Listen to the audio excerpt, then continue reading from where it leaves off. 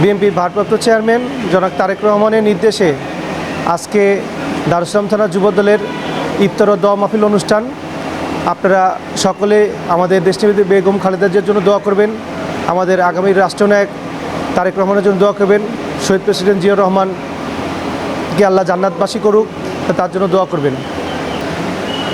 আপনারা সকলে জানেন যে আমরা দীর্ঘ 17 বছর এই স্বৈরাচারী হাসিনা সরকারের কারণে আমরা এলাকা ছাড়া ছিলাম, পরিবার ছাড়া ছিলাম, বউ বাচ্চা সন্তান ছাড়া ছিলাম।